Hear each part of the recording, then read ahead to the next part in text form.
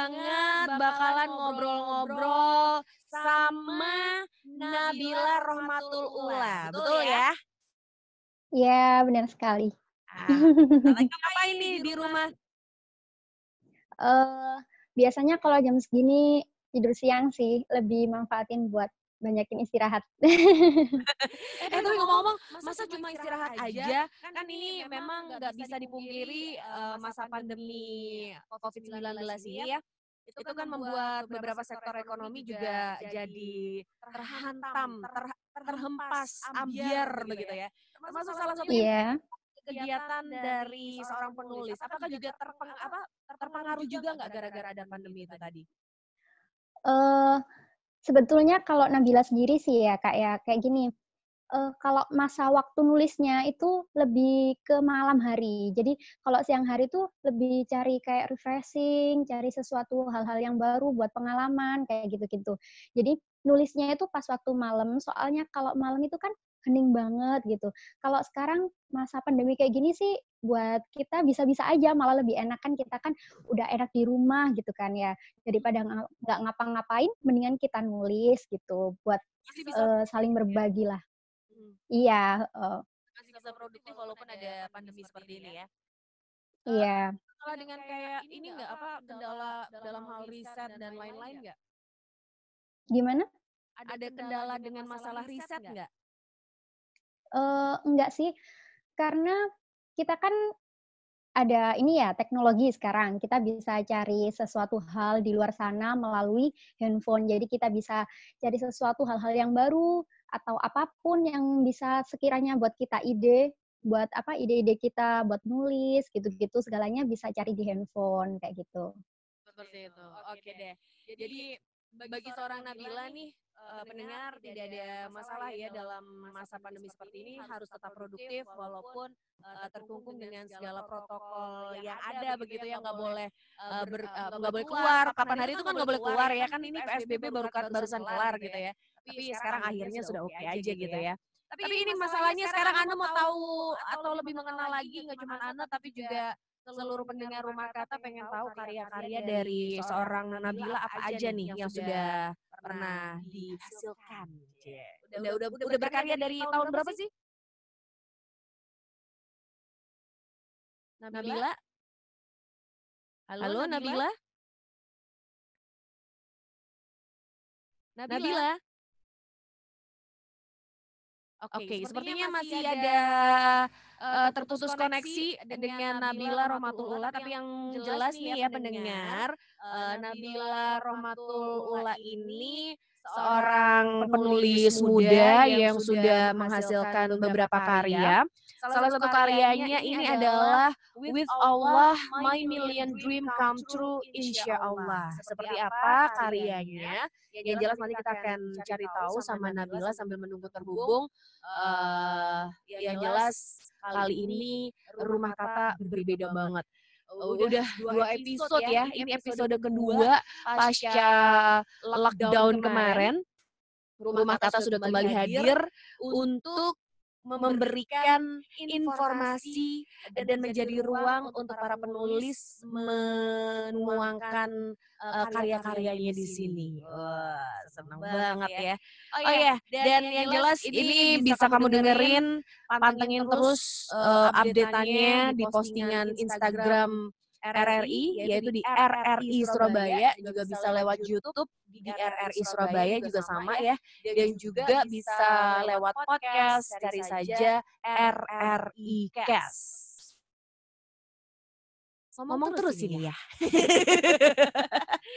Kita masih menunggu ya terhubung dengan Nabila.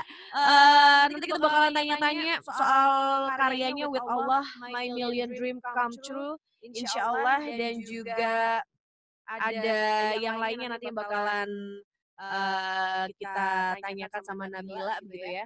Ada ya kita nanti bakalan tanya-tanya lebih jauh. Dia ini sudah apa ya? Sudah mengalami pasang surut seperti apa aja sih di dunia penulisan begitu. Jadi nggak cuman nggak cuman senangnya aja sudah dapat bukunya, tapi sudah menghasilkan buku gitu ya, sudah menghasilkan karya, tapi perjalanannya menuju menjadi seorang penulis itu apa aja itu nanti kita bakalan cari tahu. Halo Nabila, sudah bisa mendengar suara saya? Iya, maaf ya, sinyalnya buruk sekali di sini. Oke, Nabila, ini kembali lagi pertanyaan yang kami pengen tahu, karya-karya yang sudah Nabila hasilkan apa aja? Sudah berkarya dari tahun berapa? Eh dari ini kan sekarang kan aku kan ini ya, apa itu namanya, usiaku 19 tahun. Pokoknya aku bikin buku ini di tahun 2000 berapa ya itu ya? Pokoknya usiaku pas 17 tahun itu, berarti 2 tahun dari sekarang. 2 tahun dari sekarang berarti 2000 iya, 2018. Terus yang kedua itu baru kemarin pas 2020 awal, kalau nggak 2019 akhir, itu baru lulus dari SMO. Jadi aku ikut di sekolah penulis online di salah satu penerbit. Nah, itu kan juga bikin kayak karya gitu kan ya, kayak bikin Oke, terputus. Baik, coba Saudara Gilang bisa tolong dibantu? Ya, terputus kembali bersama Nabila. Coba kita cari tahu dulu.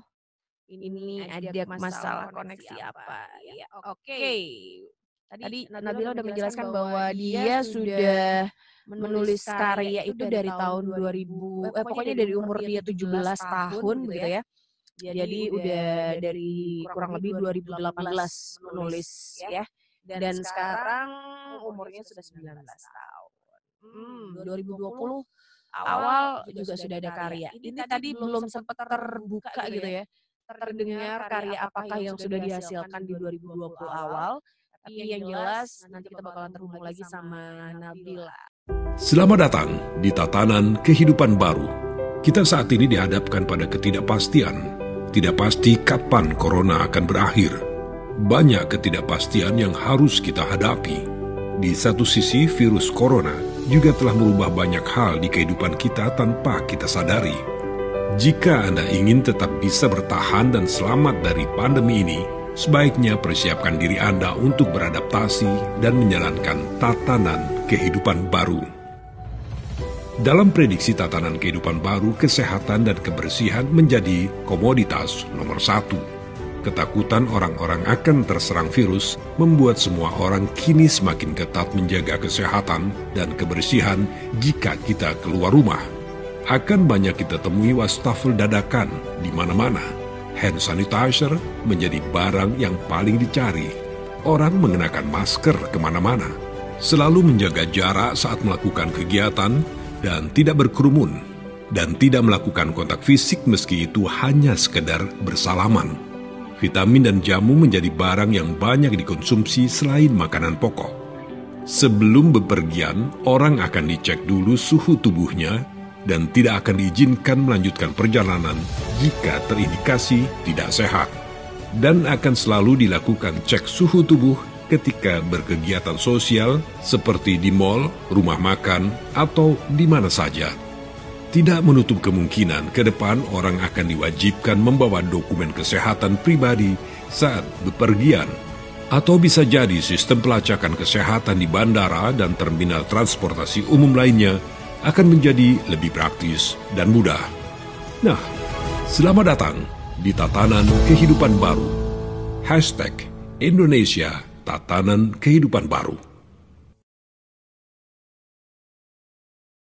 Oke, sudah kita dengerin satu lagu tadi dan sekarang waktunya kita balik lagi sama Nabila. Nabila gimana nih? Boleh dong ceritain tentang karya-karyamu sudah sejak kapan seorang Nabila berkarya? Jadi gini, kan aku kan dulu itu udah dari kecil itu tuh pengen banget gitu jadi penulis. Jadi dari kecil tuh pengen banget jadi seorang penulis. Tapi baru keturutan impianku baru terwujud itu ketika aku berusia 17 tahun.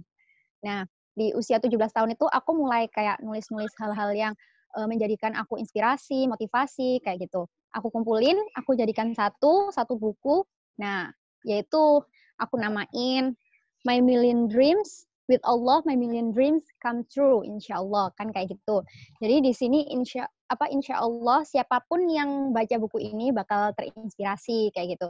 Jadi di sini banyak inspirasi-inspirasi yang bakal ngebuat kita itu lebih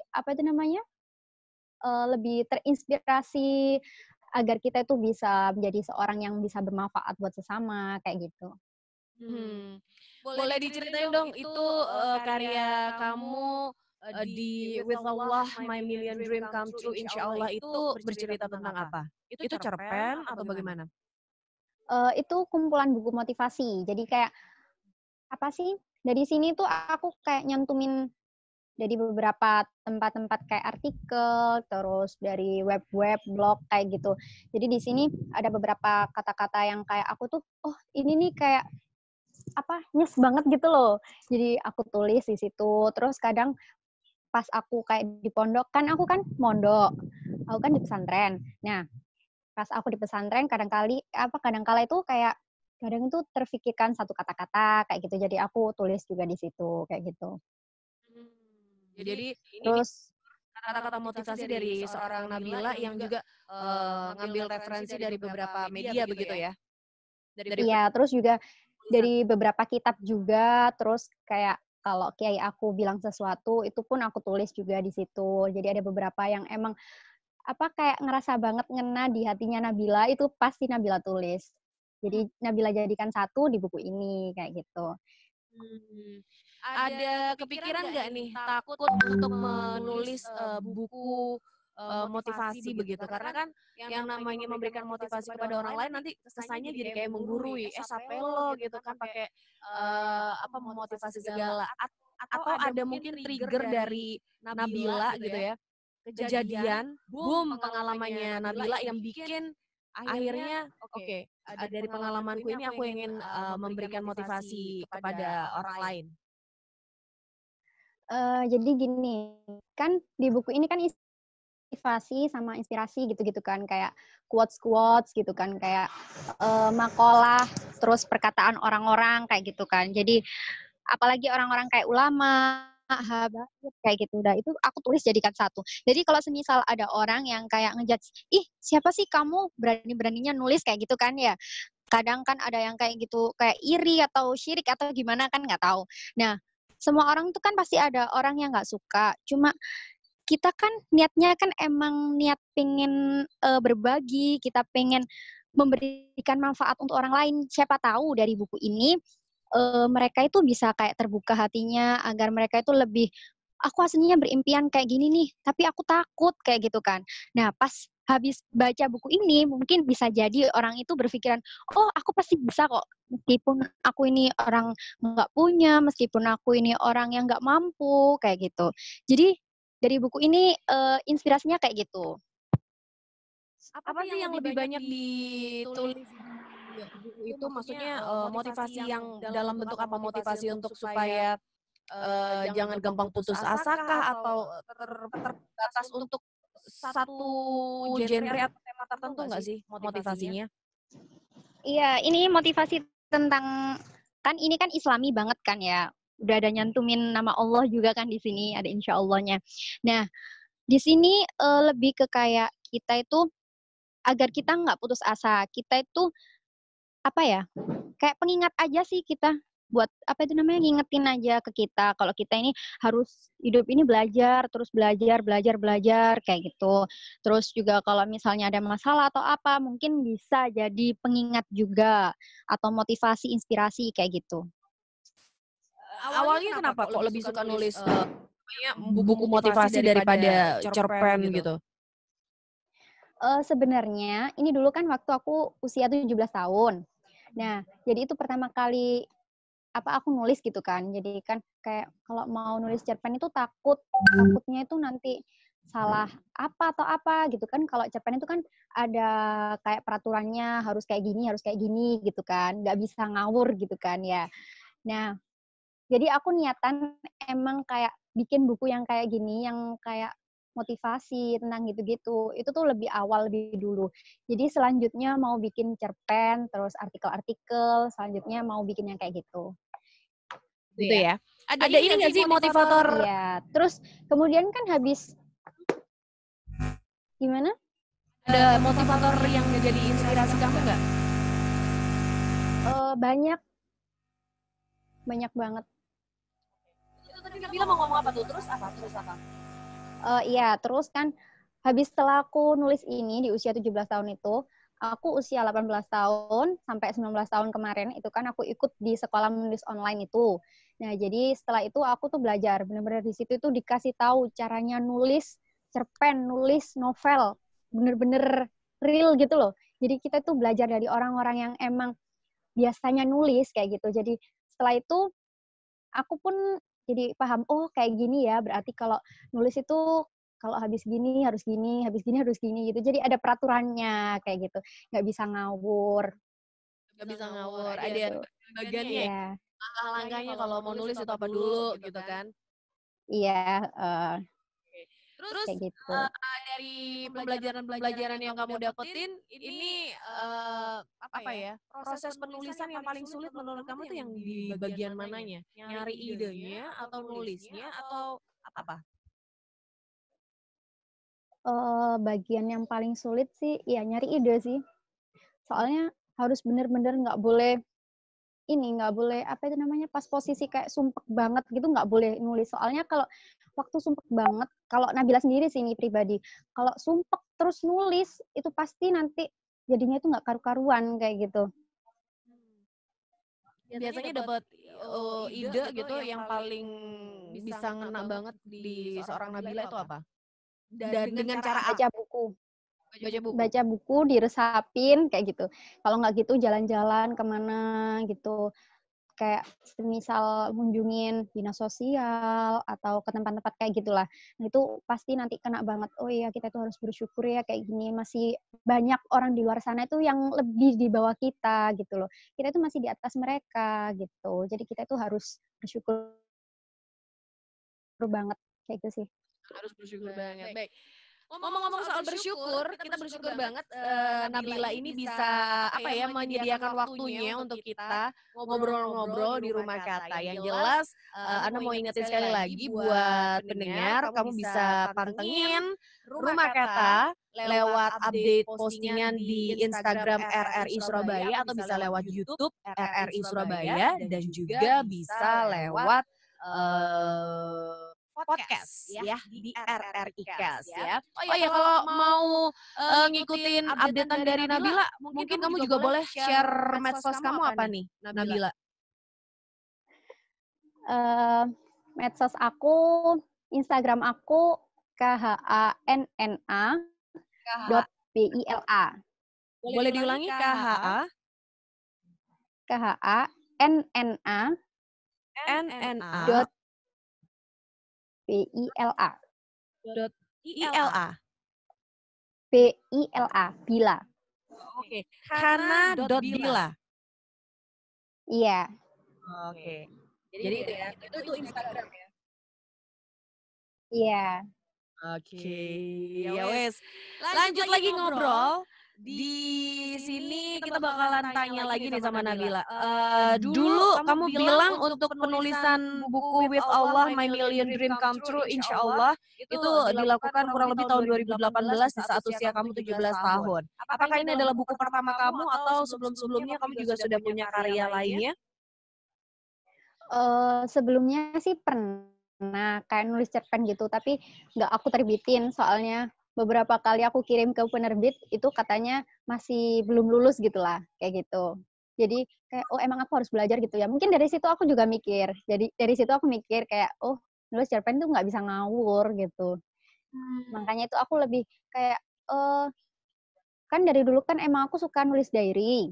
Nah dari diary ini tuh aku kayak jadiin satu gitu kayak kalau ada kata-kata bagus ya itu tadi sih kalau ada orang yang berbicara kayak kiai aku atau guru aku itu bicara sesuatu gitu ngena banget di hati aku itu pasti aku tulis. Jadi aku berinisiatif ini daripada aku sendiri yang dapetin ini aku pengen berbagi ilmu ini ke semuanya kayak gitu. Jadi kamu tuh kayak perangkum dari berbagai macam quotes-quotes, ajaran-ajaran yang ada ya. Kamu share gitu. Iya lah, kayak gitu. Membaca ya. Gitu ya. Iya. Oke. Terus menurut kamu nih, kendala-kendala yang paling sering dijumpai di saat menulis itu apa? Kalau tadi kamu bilang ide ya. Ide terus kamu Iya, ide. dengan baca. Tapi kalau sudah benar-benar buntu gitu kamu bakalan ngelakuin apa? Atau diem aja udah deh ngasih waktu untuk diri sendiri, ntar nyari inspirasi lagi begitu. Enggak sih, kalau lagi bingung gitu buat jalan-jalan dulu. Jadi tadi sih jalan-jalan kayak ke persawahan atau kemana, pokoknya ke suatu tempat yang sekiranya itu di situ aku bakal dapet ide gitu.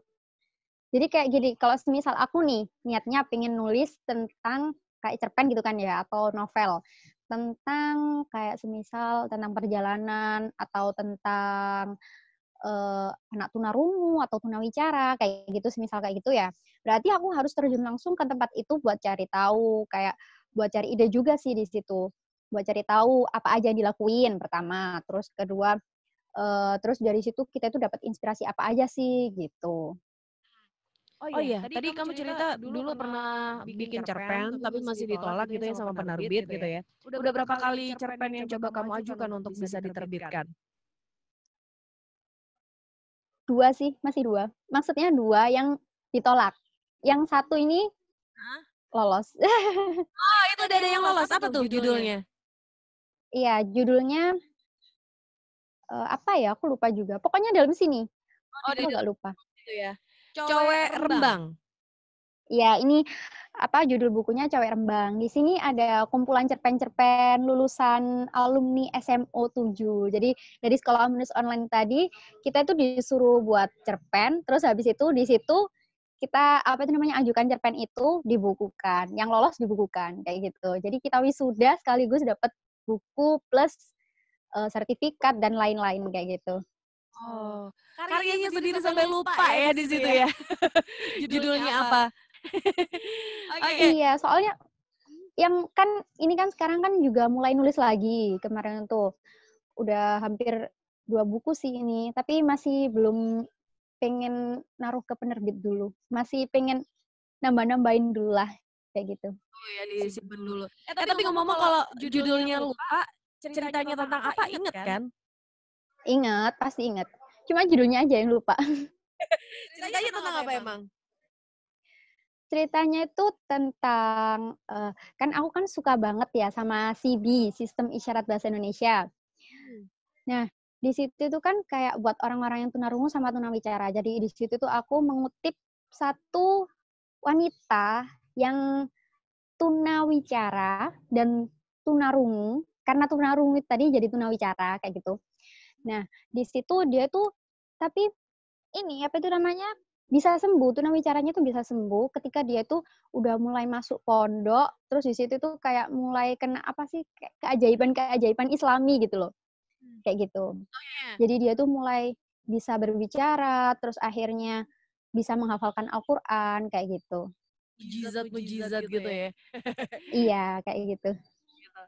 Oke. Dan ini kan tadi kamu cerita sudah sempat pernah ditolak juga ya sama penerbit gitu. Itu yang kamu rasakan pertama kali waktu ditolak itu apa? Ini mungkin juga dirasakan sama penulis-penulis pemula lainnya begitu ya. Yang mungkin merasa putus asa, aduh ini tulisanku ditolak nih gitu kan. Aku pengen nih, gimana nih, udah akhirnya nyoba ngajuin ternyata masih ditolak, ditolak dan ditolak begitu. Nah, mungkin dari seorang Nabila punya apa ya, semacam motivasi juga mungkin ketika ditolak gitu gimana? Perasaannya waktu itu gimana? Terus akhirnya kamu harus menyikapinya dengan bagaimana? Pas waktu pertama kali ditolak, itu satu aja sih. Aku nggak bisa gitu, kayak down lama-lama gitu. Kan pasti kan orang kalau ditolak itu kan pasti sakit hati gitu kan ya. Tapi kita nggak salah, emang mungkin aku yang kurang kayak gitu. Jadi aku harus belajar lagi. Jadi harus belajar sampai benar-benar layak dan bisa buktikan kalau Nabila itu bisa kayak gitu. Jadi lebih legowo tapi tetap semangat ya. Iya. Oke deh.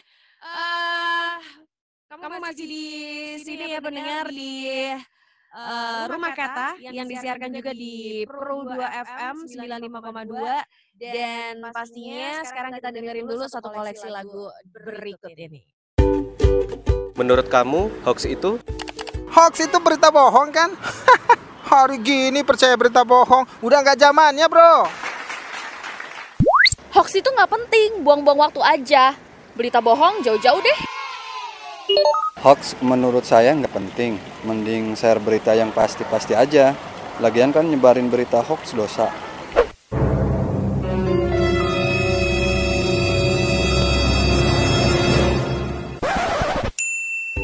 Nah, buat kamu, jangan asal share atau menyebarkan berita hoax ya. Baca dengan teliti, lalu klarifikasi kebenaran berita, biar nggak jadi korban hoax. Ya, balik lagi di Rumah Kata masih ngobrol-ngobrol sama Nabila. Nabila, boleh dong ceritain untuk satu karya tulis itu With Allah, My Million Dream Come True Insya Allah ya. Itu kamu butuh waktu berapa lama nulisnya? Sekitaran 5 bulanan. Lama banget sih itu. Termasuk proses masuk ke proses produksi, editing itu berapa lama total? Itu berapa lama ya? Sekitaran 2 bulanan lah. Jadi total 7 bulan. Iya. Oke. Lama juga ya. Nulisnya 5 bulan, terus akhirnya ya cukup lah 7 bulan. Dengan hasil yang seperti ini. Itu bisa bisa diakses di mana aja tuh bukunya. Maksudnya kita yang pengen baca tuh buku belinya di mana? Bisa lewat akunnya penerbit Mitra Karya cabang Tuban, terus bisa langsung ke aku juga lewat itu tadi sosial media aku kayak gitu. Dan kalau semua nih ya sebagai penulis pemula begitu ya, untuk yang sudah punya karya terus ingin diajukan ke penerbit, ini langkah awalnya nih gimana dulu? Maksudnya pertama pasti secara psikis takutnya nggak pede gitu ya untuk ngajuin ke penerbit. Terus yang kedua, kalau mau ngajuin ke penerbit itu ada proses-proses tertentu nggak sih? Enggak sih, cuma kan di situ kan apa sih ada beberapa ini ya, apa sih kayak kita itu ada yang kayak gini, kita itu ngasih ke penerbit, tapi setelah itu nanti itu penerbit itu beli karya kita kayak gitu, ada yang kayak gitu. Terus ada juga yang memang itu sepenuhnya milik kita, jadi kalau kita pesen itu ya milik kita kayak gitu. Jadi beda-beda sih setiap penerbit itu. Tapi kalau semisal untuk penulis pemula pingin kayak nerbitin buku gitu kayak gitu-gitu, bisa cari-cari penerbit. Sekarang penerbit banyak banget loh yang kayak menerima jasa penerbitan kayak gitu. Jadi kita tuh bisa ngajukan, nanti kalau semisal nggak lolos kita dikasih tahu ini yang salah sebelah sini kayak gitu. Jadi nanti kamu bisa benerin dulu, habis itu nanti bisa dicetak kayak gitu. Banyak sih sekarang penerbit yang kayak gitu. Jadi gampang kalau mau jadi penulis. Gampang kalau mau jadi penulis. Jadi ini gampang juga dong untuk karya literasi di Jawa Timur ini bisa berkembang. Kalau menurut Nabila sendiri apakah sudah memasuki itu atau masih bergerak jalan, masih bergerak di tempat gitu? Bukan bergerak di tempat sih, sudah mulai jalan kayak gitu. Karena udah banyak banget loh. Nabila itu pas udah mulai terbitin buku yang With Allah ini, itu banyak banget. Udah mulai banyak kayak bermunculan penerbit yang kamu nggak apa-apa mau nerbitin buku langsung ke saya kayak gitu. Banyak banget loh. Sampai kemarin tuh habis nerbitin satu buku ini itu langsung dapet tawaran berapa penerbit ya? 2 kalau nggak 3. Jadi sebenarnya pun penerbit-penerbit itu juga banyak yang nyari karya tulis ya. Iya. Terus ini yang sekarang ini lagi disukai sama pasar itu apa? Pembaca itu apa menurut Nabila? Gimana? Yang lagi disukain sama yang lagi banyak dicari sama orang itu buku tentang apa sih sebenarnya sekarang ini? Apakah masih pembaca tuh masih suka dengan textbook yang apa ya, yang bentuknya fisik gitu kan. Sekarang sudah banyak digital book gitu ya. Apakah masih banyak tuh peminat buku dalam bentuk fisik yang textbook itu? Masih banyak sih, banyak banget malahan. Kan gini, aku kan pertama kali terbitin buku itu dikasih tahu sama orang tua aku. Kamu kalau mau terbitin buku, mau nulis buku, harus tahu sasaran kami tuh kemana, objeknya tuh di mana. Kamu mau pasarin ini, buku-buku ini tuh kemana gitu kan, biar laku. Nah, di situ aku pertama kali mikir ke pondok pesantren. Soalnya kenapa? Di pondok pesantren tuh kita nggak bisa bawa HP. Jadi kita itu nggak bisa kayak terhubung sosial media, cari-cari sesuatu di internet, mau baca-baca pun susah kan. Jadi selagi kita bisa bermanfaat untuk orang lain, kan di situ kan kayak ladang banget buat kita kan, agar kita tuh bisa manfaat. Oh, ini mungkin dari karya ini kita tuh bisa ngasih manfaat gitu loh ke orang-orang yang ada di situ tadi. Kayak misalnya contoh adik-adik gitu kan, kayak adik-adik kita kan. Kalau manggil adik-adik kalau di pondok itu. Nah, adik-adik aku ini kan kadang kan kayak butuh hiburan gitu kan. Kayak sumpek penat kayak gitu, ngaji, terus sekolah kayak gitu. Nah, pelariannya itu biasanya tuh ke buku-buku. Jadi baca buku-buku gitu, ada buku kayak buku-buku bacaan gitulah. Itu kalau di ini ya ruang lingkup di daerah bisa dibilang desa gitu ya. Tapi kalau masyarakat perkotaan, apakah kamu tidak menarget untuk masyarakat perkotaan yang sekarang ini orangnya tuh dinamis, kayak ini baca buku tuh nggak sempet gitu? Kalau kayak gitu sih bisa aja sih. Cuma kan ya itu tadi, meskipun nggak dalam bentuk buku kan tetap ada bentuk digital kayak gitu. Pokoknya Untuk satu sih yang penting, karena buku itu jendela dunia, jadi kita itu harus benar-benar, meskipun nggak buka bukunya langsung, kita harus cari gitu. Kayak gitu. Pembajakan buku sendiri gimana? Kamu pernah dengar nggak sih ada pembajakan buku gitu? Pernah ngalamin? Pernah beli. Pas itu kan nggak tahu. Ternyata itu isinya itu buku bajakan. Bukunya itu kayak fotokopian, tapi kertasnya tuh kertas koran, kayak gitu. Wow. Itu ya ampun, sakit banget pasti yang punya. Maksudnya yang punya karya gitu. Terus gimana nih untuk menyikapi pembajakan seperti itu, apa yang Nabila harapkan untuk tidak ada pembajakan seperti itu? Kalau ada pembajakan buku gitu sih, sebenarnya sih gimana ya, itu kembali lagi ke yang nulis dan penerbitnya. Soalnya itu kan hak penerbit sama penulis ya. Itu kan udah hak mereka, rezeki mereka juga kalau menyebar. Lah, tapi kan kalau misalnya ada pembajakan, itu kan kayak seakan-akan rezekinya kan terputus. Karena itu tadi, bukunya nggak laku, terus ada buku yang lebih murah dibeli, tapi itu kayak copy paste-nya gitu kan. Jadi gitu. Oke. Baik, Nabila, kita akan dengerin lagu lagi dari playlistnya Pro 2 FM ya. Jadi tetap di sini buat pendengar yang pengen update terus informasinya. Informasi dari RRI Surabaya itu bisa langsung aja cari lewat Instagram, lewat YouTube di RRI Surabaya, dan juga bisa lewat podcast di RRI Cast. Kita bakalan balik lagi nanti ngobrol sama Nabila, tetap di sini.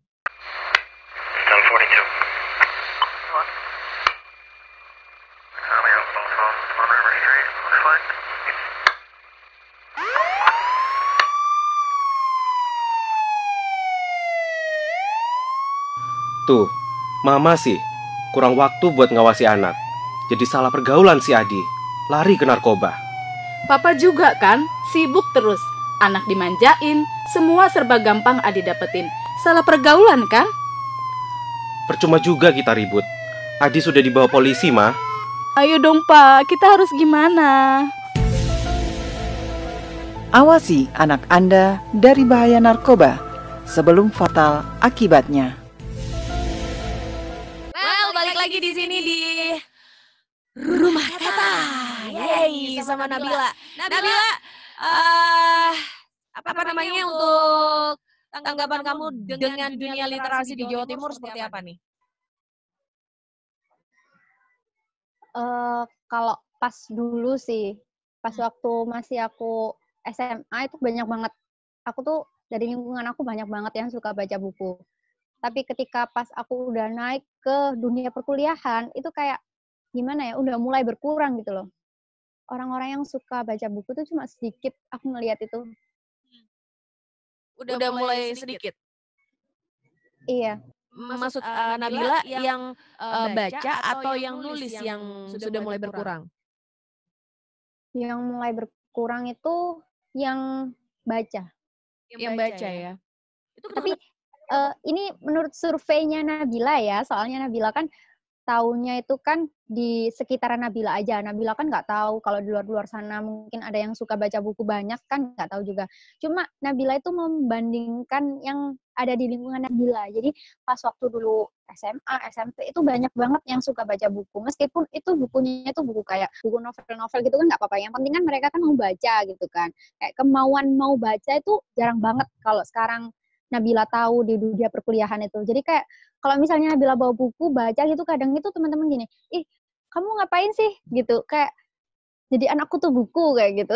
Tapi Nabila di situ kayak gimana ya, ngelihat itu teman-teman nggak seberapa minat gitu sih buat baca. Mungkin karena kan sekarang kan udah kan kalau yang udah gede-gede itu kan udah mulai paham dunia handphone, dunia itulah persosmedan. Jadi kan mereka kan lebih kayak memprioritaskan yang sana gitu kan. Baik. Lebih asik mungkin. Terakhir nih soal tips untuk penulis pemula. Apa nih tips dari seorang Nabila? Singkat aja. Tipsnya sih satu sih menurut Nabila. Apa itu? Percaya diri aja. Oke. Percaya diri. Percaya diri. Tulis aja karya yang pengen ditulis ya. Dan percaya diri sama hasilnya. Oke Nabila, terima kasih udah ngobrol-ngobrol bareng Ana di Rumah Kata. Sampai ketemu lagi di karya-karya berikutnya ya. Iya, terima kasih.